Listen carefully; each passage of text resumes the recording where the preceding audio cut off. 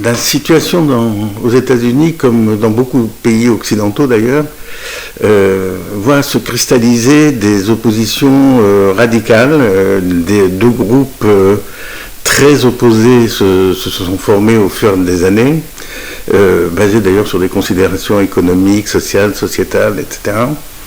Et on a vu au cours de ces dernières campagnes électorales des tensions très très fortes émerger aux États-Unis, mais on pouvait craindre en fait que cette élection serait très contestée, très serrée, et donc diviserait de manière très dure et peut-être violente la société américaine.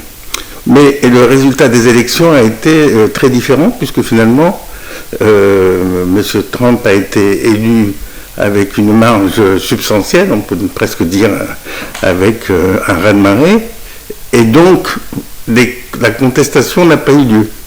Vous avez vu que le jour même, on a eu les résultats, le jour même, on a eu une reconnaissance de la victoire de Trump, et donc le pire a été évité, je dirais, et que peut-être que les choses vont revenir petit à petit à la normale, avec bien sûr des conflits, mais des conflits beaucoup plus modérés qu'on a vus dans le passé. Alors, est-ce que ça va toucher plus les populations les plus vulnérables? Peut-être pas, parce que M. Trump a été élu essentiellement par la population la plus vulnérable, justement, et que donc, c'est pas du tout certain que ça entraîne une situation plus conflictuelle qu'on a déjà eue. Donc, je pense qu'en tout cas pour le moment, on a évité un risque de division et de confrontation violente. Effectivement, de toute façon, je pense que quel que soit le résultat des élections aux États-Unis, on aurait eu un repli sur les États-Unis, une politique plus protectionniste, mais c'est vrai que je dirais que la position de M. Trump était beaucoup plus protectionniste, beaucoup plus pour le retour de l'industrie dans le pays. En fait, la grande différence entre, je dirais, la position des démocrates et des républicains, c'est que les démocrates ont plus une vision mondialiste et donc financière du pouvoir, alors que M. Trump a une vision beaucoup plus nationaliste et plus industrielle du pouvoir. C'est-à-dire que dans beaucoup de pays occidentaux, on s'est orienté vers le pouvoir au travers de la finance. En fait, la finance est quand même, pour moi, l'économie virtuelle. C'est pas une économie réelle comme l'industrie, où il y a de la production et qui permet au pays de vivre avec ce qu'ils produisent. La finance, elle dépend de ce que les autres laissent et donnent en fonction d'une monnaie qui, ça peut fluctuer, ça peut... Donc c'est deux visions très différentes du mondialisme et du nationalisme, c'est la finance ou l'industrie, et c'est plutôt vers l'industrie qu'on va, et donc, effectivement, vers un protectionnisme qui va rapatrier de la production aux États-Unis, et donc toucher différents pays qui exportaient vers les États-Unis.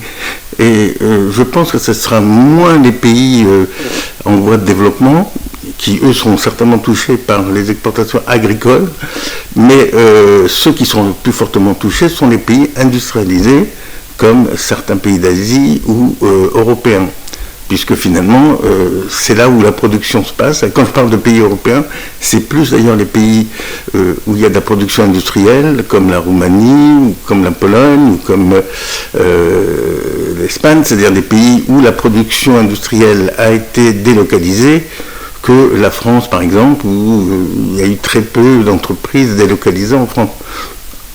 Enfin des États-Unis vers la France. Donc je pense que ça va toucher essentiellement des pays développés. D'ailleurs, c'est très étrange parce qu'on a vu tout de suite, après l'élection de Trump, la Wall Street qui a grimpé de manière considérable alors que les bourses européennes ont commencé à flancher. C'est certain que ça va pousser, ça a déjà commencé à pousser certains pays à revoir leur position. Je dirais que c'est moins le protectionnisme que la vision morale de la politique économique des Américains qui se permet de sanctionner des gens qui ne pensent pas exactement comme ils voudraient qu'ils pensent, etc.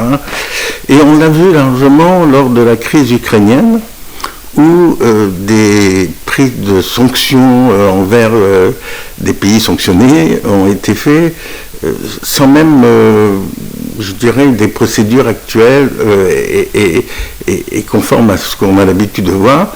Ça a été des décisions très discrétionnaires qui ont fait qu'ils se sont accaparés de biens qui appartenaient à des Russes ou des pays qui étaient avec les Russes. Et ça a créé dans des pays qui étaient très proches des États-Unis, comme les pays du Golfe par exemple, une crainte majeure d'avoir à rendre des comptes sur leur politique intérieure. Et donc, on a vu par exemple une politique de désinvestissement de l'Arabie Saoudite aux États-Unis. Donc, les conséquences sont moins le protectionnisme, je dirais, mais cette volonté de contrôler la manière de vivre dans ces pays-là, qui ne sont pas forcément ceux des Occidentaux. Je pense que l'impact de sa politique que l'on vient d'évoquer est majeur, parce qu'en fait, il y a une prise de conscience aujourd'hui de la vulnérabilité des pays qui dépendent des États-Unis. On a vu avec notamment les phénomènes des sanctions, et les sanctions en grande partie basées sur le poids du dollar.